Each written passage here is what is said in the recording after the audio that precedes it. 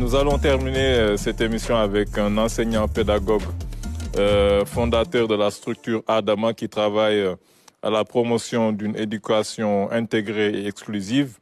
Nous avons le plaisir d'accueillir M. Maniaï Ndiaye.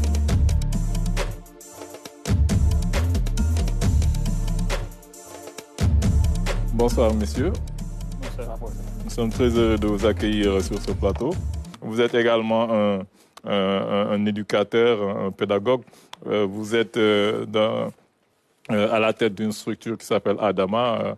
Vous voulez faire de l'école autrement, un peu une éducation un peu plus différente, un peu plus holistique, ou une éducation intégrée avec, pour pouvoir avoir peut-être les enfants les mieux, peut-être, voilà, les mieux aboutis qu'on puisse avoir au sortir de l'école. C'est un peu ça votre credo.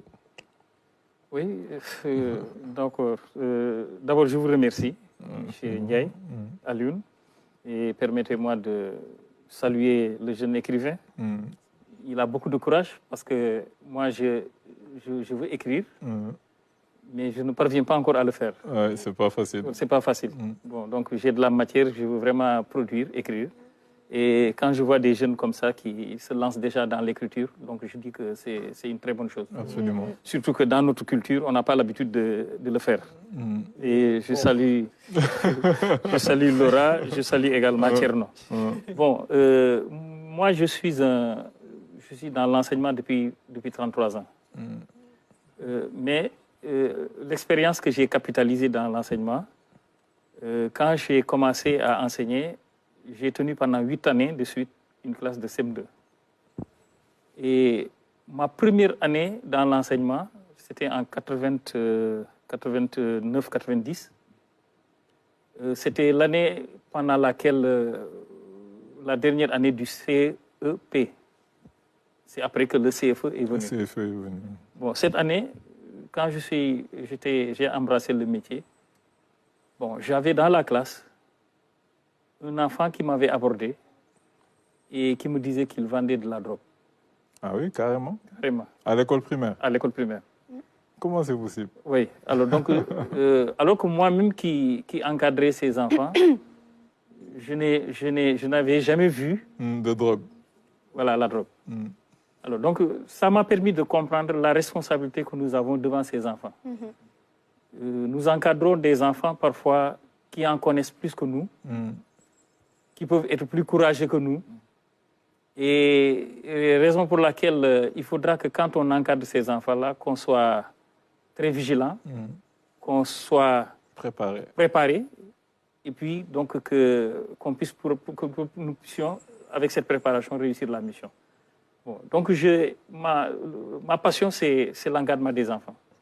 Parce que quand je tenais des classes, je ne me suis jamais intéressé à l'enfant qui est premier de la classe. Je ne me suis jamais intéressé à celui qui, tout le temps, a d'excellentes notes. Mais qui est le dernier de la classe? Pourquoi il est le dernier de la classe? Pourquoi l'enfant, en venant, peut-être dort dans la classe? Voilà des cas qui m'intéressaient. Et aujourd'hui, il m'arrive de rencontrer de ces jeunes qui sont devenus de grands responsables. Et il y a une dame qui est dans une très grande structure, qui à l'époque voulait laisser les études. Et je l'avais même surnommée, en donnant son nom, par exemple, je dis Fatou Baye Djang tel. Parce qu'elle dit toujours dans mes Baye Djang. Voilà, parce que d'ailleurs toujours dans mes Baye Djang. Donc, voilà un peu l'expérience que j'ai pu capitaliser et qui m'a amené à me dire que comment servir l'éducation, ce n'est pas fondamentalement en mettant en place un établissement scolaire. Tout à fait. D'autant plus que les problèmes que nous avons dans les établissements, la base, c'est dans le milieu familial. Et aujourd'hui, tout le monde sait que nous avons énormément de difficultés dans les établissements. C'est-à-dire que l'école qui était censée encadrer l'enfant, protéger l'enfant, recadrer l'enfant, aujourd'hui, c'est le contraire que nous voyons. Parce que toutes les dérives se passent dans les établissements. Donc voilà pourquoi, moi, je me suis dit que si on veut réussir l'éducation des enfants, il faut d'abord commencer par la famille. Absolument. Alors, donc, c'est ce qui m'a amené à mettre en place une structure. Parce que j'ai un cabinet, et à travers le cabinet, je fais de la consultance, mais j'ai également la structure qui me permet de loger des enfants, des garçons et des filles, dans 2 appartements différents. Et c'est des enfants qui sont des ratés du système éducatif, parce que c'est un enfant qui, par exemple, répète une classe plusieurs fois. Cette année, par exemple... Qui sont en échec scolaire. Qui sont en échec scolaire. J'ai cette année dans la structure plus d'élèves de 3e que de terminale. Parce que dans le passé, j'avais plus d'élèves de terminale. Mais cette année, j'ai plus d'élèves de 3e. Mais regardez les élèves de 3e que j'ai cette année. C'est des enfants qui ont fait 2 fois la classe de 4e, 1 fois la classe de 4e renvoyée. Et ces enfants, quand ils sont venus, puisque je travaille avec des structures, des établissements scolaires, donc je les amène faire des tests dans ces établissements. Mais puisque je suis dans le milieu et que je suis conseiller pédagogique, on peut me faire des faveurs. C'est-à-dire que si on évalue l'enfant, n'eût été peut-être ma présence, on n'allait pas le prendre. Mais on le prend. Mais par la suite, qu'est-ce qui se passe? Après les compositions, mais tous les enfants là dont on avait des doutes de leur capacité, de leurs compétences, ils ont la moyenne.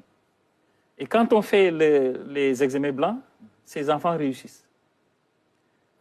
C'est ça le challenge que je suis en train de développer.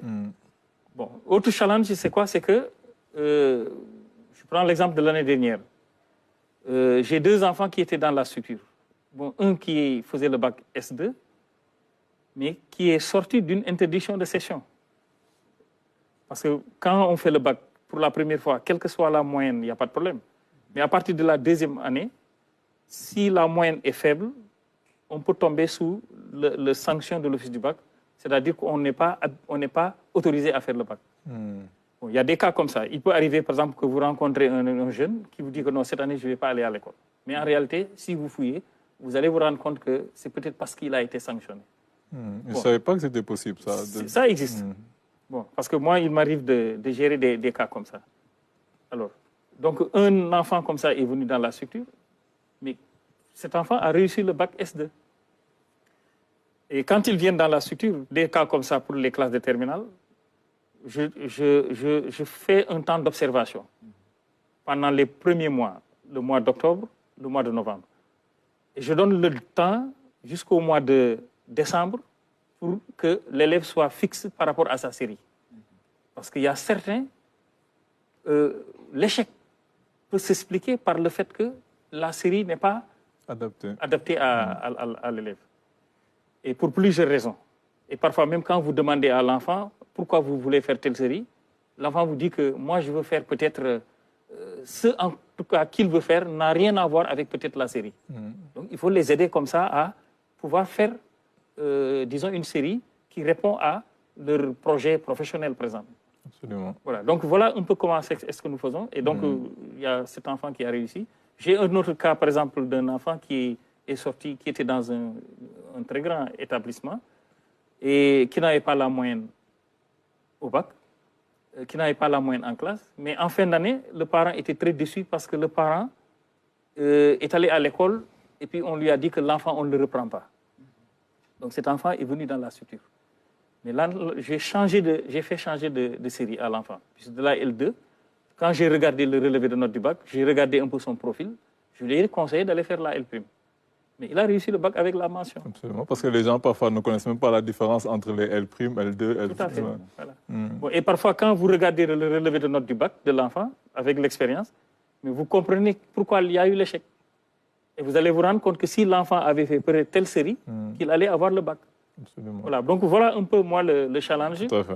Donc, c'est des enfants issus de couples divorcés, c'est des enfants orphelins, c'est des enfants dont les parents sont des émigrés, c'est des enfants qui sont rejetés dans des établissements. Donc voilà des enfants que moi je rassemble dans la structure. En tout cas, je reconstitue le milieu familial pour peut-être parfois l'échec est expliqué par la carence affective. Tout à fait. Quand je règle ce déficit de carence affective-là, en remplaçant les parents, alors là, on les amène vers la réussite. En tout cas, c'est que je pense que le métier d'enseignant est déjà noble en soi, mais ce que vous faites aussi, c'est quelque chose d'extraordinaire. Peut-être juste un mot, parce qu'on arrive à la fin. Oui, je tenais à féliciter M. Ndiaye, parce que je pense que c'est une initiative qui est porteuse de vraiment beaucoup d'espoir. Et puis, ce qui est magnifique dans ce que vous faites, c'est que vraiment, vous apportez peut-être quelque chose qui peut manquer à l'école, c'est-à-dire de vouloir vraiment adapter en fait, l'accompagnement à l'élève. Et c'est vrai que c'est pas aussi simple quand on est dans une classe avec 40 autres camarades, de pouvoir vraiment voir qu'est-ce qui est vraiment personnaliser en fait cet accompagnement-là pour permettre finalement que l'élève puisse s'épanouir, se développer. Et du coup, je tenais à vous féliciter pour ça et vous remercier. En tout cas... En fait, moi c'est le féliciter, mais c'est surtout, pour moi, tout le monde a droit à une seconde chance. Et là, en ce moment, on parle beaucoup de service militaire obligatoire. Je ne suis pas d'accord avec ça. Moi, je pense qu'on a des ressources dans nos sociétés. Il faut peut-être un service civique obligatoire. Il faut faire en sorte que les jeunes participent à la communauté et que certaines communautés qui rejettent nos enfants, qu'on donne à ces enfants une autre chance. Et pour cela, moi, je vous félicite pour cette initiative. En tout cas, vous me permettrez d'ailleurs de saisir le bal au rebond. En fait, j'ai dans la structure un jeune qui a 19 ans, qui était en classe de 4e, qui a fait 2 fois la classe de 4e. Arrivé dans la structure, j'ai échangé avec le jeune. Je l'ai mis en classe de seconde S. Directement. Mais à la composition, l'élève s'est retrouvé avec une moyenne de 11 et quelques. Et c'est un jeune, un enfant pupitre de la nation. Je vais peut-être faire l'économie de l'histoire. Mais cet enfant, aujourd'hui, je l'ai placé, je l'ai inscrit pour faire la candidature libre au BFM. Oui. Donc déjà, il est en seconde, il a une moyenne de 11 et quelques. Il faut avoir le BFM maintenant, je pense, pour pouvoir faire le... Non, pas fondamentalement, forcément. C'est-à-dire que quand on est candidat libre, on exige le BFM. Mais si on est présenté par un établissement scolaire, on peut faire directement le bac. D'accord, absolument. En tout cas, nous avons été très heureux de vous recevoir sur ce plateau. Nous vous encourageons vraiment pour ce que vous faites.